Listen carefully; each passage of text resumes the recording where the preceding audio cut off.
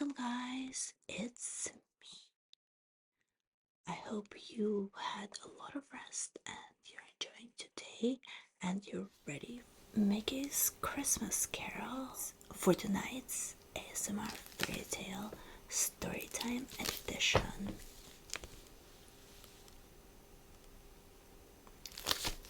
So sit back or lie back, relax, and enjoy.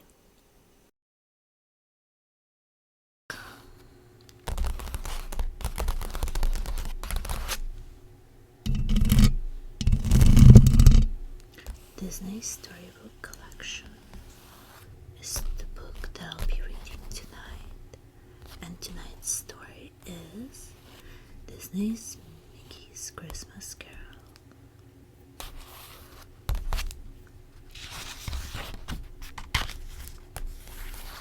It was Christmas Eve, but old Ebenezer Scrooge didn't care. Poor Bob Cratchit, who worked for Scrooge, had to ask if he could have Christmas Day off. It took all of Cratchit's courage to face his mean boss.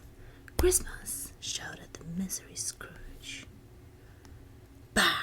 Humbug!" But he gave his permission.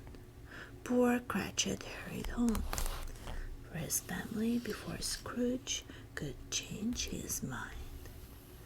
Just then Scrooge's nephew Fred stopped by. "Come and join us for Christmas dinner, Uncle," he offered. The old man just scowled. "Christmas, bah, humbug," was his only reply as he shooed Fred out of the door. After counting his money, Scrooge left for home, sinking into his favorite chair after a bit of dinner.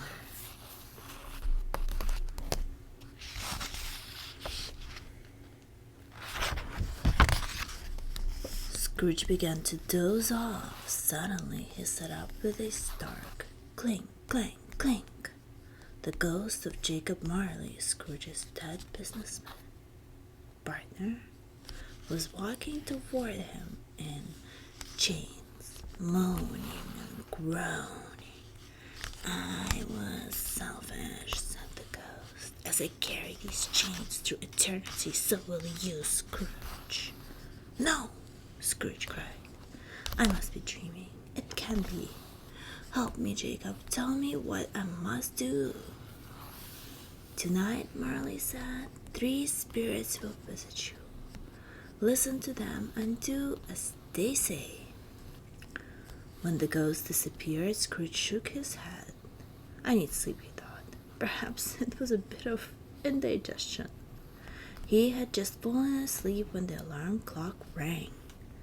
There, on his bedside table, stood a little fellow. "I am the ghost of Christmas past," he said. The ghost held out his hand. "I'll take you to a Christmas of long ago." Scrooge and the spirit flew through the air. They stopped at a house filled with music and laughter and people. There was a party going on. "Why, that's me when I was young," Scrooge sighed. "There's old Fezziweek. There's old Fezziweek. He gave me my first job. And there's my lovely Isabel." The spirit reminded Scrooge that gold had taken the place of love in his heart. Scrooge turned away. "I don't want to see any more. Please, spirit, take me home." Suddenly the alarm rang once more. "I must have been dreaming again," Scrooge said, rubbing his eyes. "Fee, fee, foo, bum," yelled a voice. There sat a giant.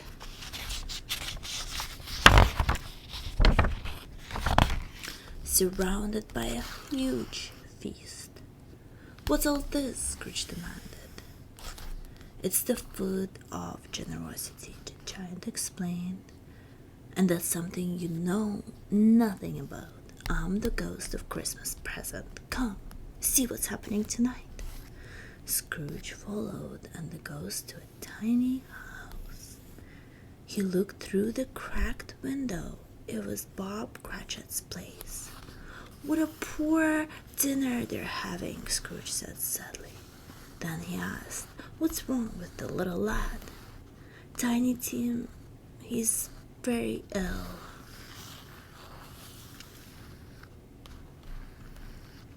Said the giant. "He needs good food to make him strong and well.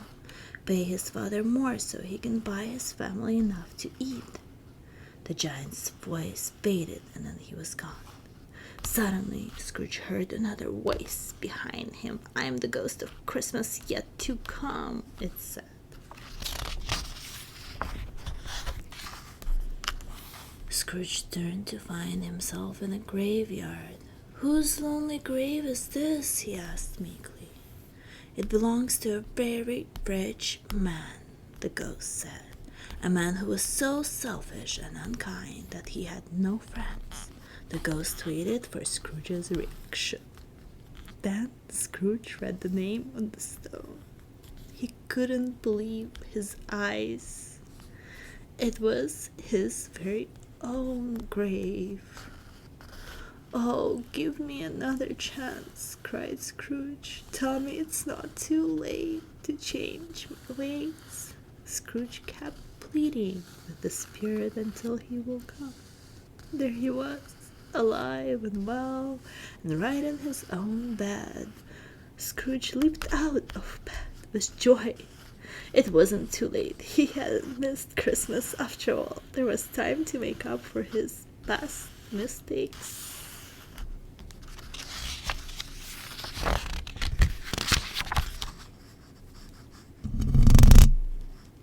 He dressed quickly and rushed outside. First he tossed bags of money to the man collecting for the poor. Then he promised his nephew he would come for Christmas dinner after all. Now he just had one more visit to make.